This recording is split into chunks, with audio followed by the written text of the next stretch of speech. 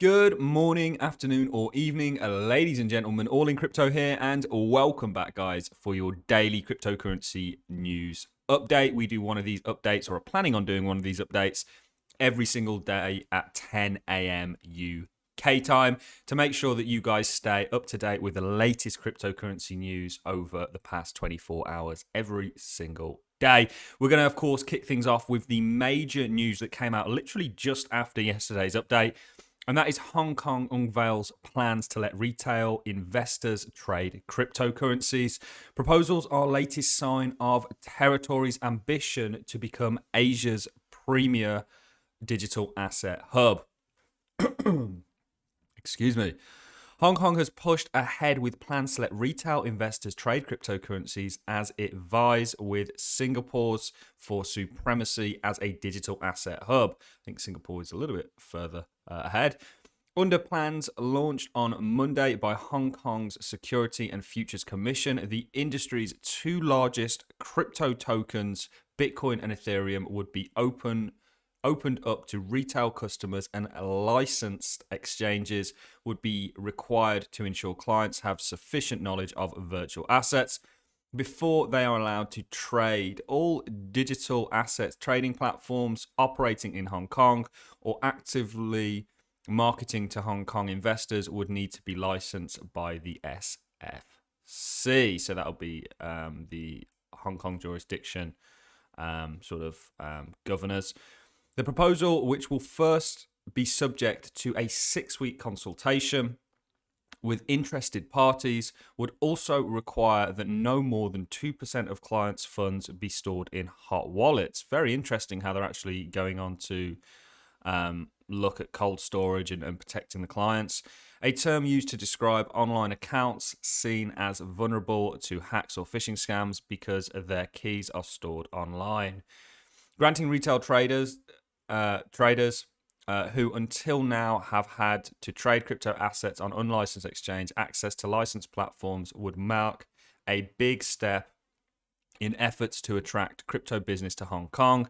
The territory has in recent years been left behind by rival Singapore, which has allowed retail trading but has been stung by several high-profile crypto controversies, including last year's collapse of dollar-pegged Terra. So this is very, very interesting. It talks about why they're doing this. You've got to remember that, of course, Hong Kong is very much a part of China. China have been exceptionally negative on the crypto space. Here's another article. Crypto in Hong Kong getting soft backing from Beijing. This is from Bloomberg. Report says officials from China's liaison office have been spotted at crypto events in the city. So are we about to see a 180 from China? Now, I'm not 100% convinced. It is interesting because actually we watch the sort of macroeconomic data every single day and do a kind of market update on that. And we've actually said that China reopening is a massive pool of liquidity that is coming back to the general markets. So if we saw China, which is an exceptionally large, I think they're the fourth largest central bank, could be the third, actually come out and okay crypto or allow their citizens to trade it, which I'm not convinced they will do because it gives them an alternative to their currency, the digital yuan, which I think there's already been like 4 billion in transactions taking place with that system they've got set. Then that would be massive, but nothing official yet, but certainly a good step in the right direction. Certainly if they are getting backing from Beijing and you are seeing, members of the Chinese party attending crypto events, that's certainly a very interesting outlook. So that's the main news, big news, guys. Let's move on to some of the other news taking place, and then we will wrap this video up. This is a Litecoin Fork, ordinals. Hopefully I'm saying that right. Litecoin's fork took 1 week and was quite simple, says creator. Now, I have to be totally honest and hold my hands up here and say I didn't even know that Litecoin were getting a fork. The creator of Bitcoin ordinals protocol fork that works on Litecoin said he did it all for a crypto bounty of a few $1,000s, a small monetary bounty and an ineptitude for coding were all it took to fork the Ordinals protocol to the world's second ever cryptocurrency network, Litecoin, earlier this week, its creator told Telegraph. On February the 18th, an Australian software engineer by the name of Anthony, I'm not going to try and say his second name, posted a repository to GitHub that forked the Bitcoin Ordinals protocol to Litecoin. This allowed for non-fungible tokens, NFT-like assets on Litecoin network in much the same way it had made it to Bitcoin earlier this year. In an interview with Cointelegraph, he said he was spurred to make a Litecoin Ordinals fork due to a 5 LTC bounty posted by the pseudonymous Twitter user Indigo Nakamoto on February the 11th that rose to 22 Litecoin, or about $2,000 to anyone who was first to successfully create a fork. So have they actually forked the chain here, or have they just upgraded the Litecoin network? The first Litecoin Ordinals has been inscribed on the Litecoin blockchain. The Mimblewimble white paper will live within Litecoin forever. So this is interesting. So they've obviously forked the main chain has new features as a result of this. Super interesting. I have to totally admit, Pandora's box has already been opened, and someone was going to do it, so it may as well be me talking about what's going on here. This is super interesting. I'll have to do a little bit more digging on this, but this is the news. Apparently, Litecoin has forked, and it only took 1 week, and has allowed things like non-fungible tokens and a number of other things to come to the forefront of it, which is certainly interesting, and I'll have to go and check the Litecoin price. Silvergate short squeeze looks inevitable, but how likely is it? Silvergate short squeeze interest is astronomically high, opening real possibilities for a short squeeze on bearish trades. So Silvergate stock, which had surged 1,000% across late 2020 and 2021, as a crypto market ripped through their bull market, has shrunk to nearly 84% over the past year and 65% since the FTX scandal first broke. Talks about Silvergate's short interest, which measures how much of the outstanding shares are tied to short sales, is now 72% of all shares are shorts.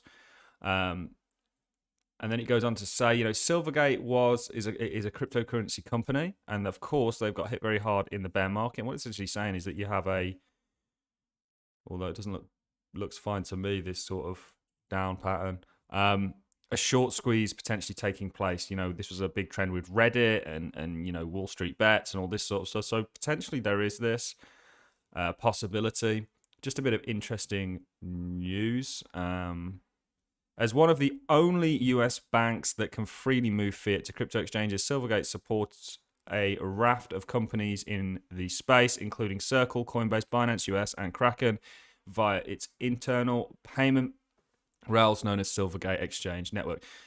So actually, providing that there's nothing not so, there is a need for, if they're one of the only banks in the US, this may be something I'll look at from an investment point of view, but that's not what we're here to talk about. Just some interesting news.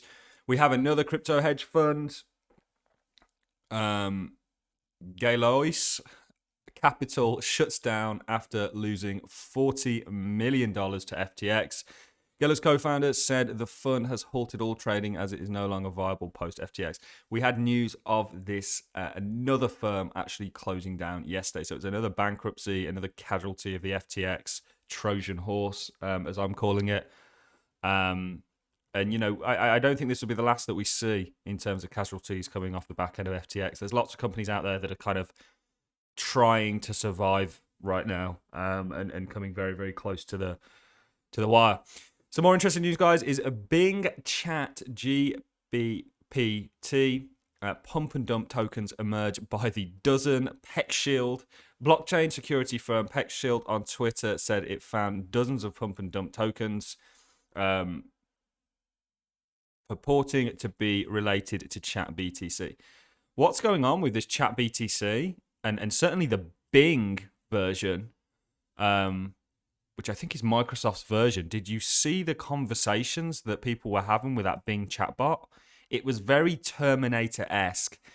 And actually, AI, if you have a job that AI can replace, I mean, the future that we're moving into is going to be one where there's actually going to be a lot less demand for workers. And things like what these guys are working on is a big step towards that. Blockchain is also going to replace a lot of sort of workers out there. And then the problem is well, what industry do the individuals go to? And I think it's a very strange world that we're moving towards. It's very sort of George Orwellian. But this is certainly interesting. Blockchain security firm ApexShield has raised the alarms after finding dozens of tokens purporting to be released to artificial intelligence powered chatbot ChatGPT. In a February the 20th post, the firm revealed at least 3 Bing ChatGPT tokens appeared to be part of a honeypot scheme, a smart contract that tricks a user into sending Ethereum, which the attacker then traps and retrieves. According to PeckShield, at least 2 of the tokens identified have already lost nearly 100% of their value, while the third is at 65% loss. In what is often referred to as a pump and dump scheme or rug pull, a pump and dump scheme typically involves the creator orchestrating a campaign of misleading statements and hype to persuade investors into purchasing tokens, then secretly selling their stake in a scheme when price goes up. At least one of the bad actors behind the token, this individual here, is responsible for creating dozens of tokens with a pump and dump scheme, said PeckShield. While PeckShield did not explain why the bad actors are using the name Bing Chat GPT for their tokens, the scammers could only be trying to take advantage of February the 7th's announcement that OpenAI's ChatGPT tech is being integrated into Bing and Microsoft Edge web browser. The token's name might be an attempt to trick victims into thinking they are somehow related to Microsoft. Yeah, absolutely. So it's not actually, bots aren't creating these pump and dumps. They're just getting the people that are creating the pump and dumps essentially are just utilizing this kind of AI mania that's going on right now. That's all the news I've got for you guys. We've covered all the main headlines. If you've enjoyed this content, as always, a like is always appreciated, and so is a comment, and I look forward to seeing each and every one of you in the next YouTube video. Have a wonderful Tuesday, guys. See you in the next one.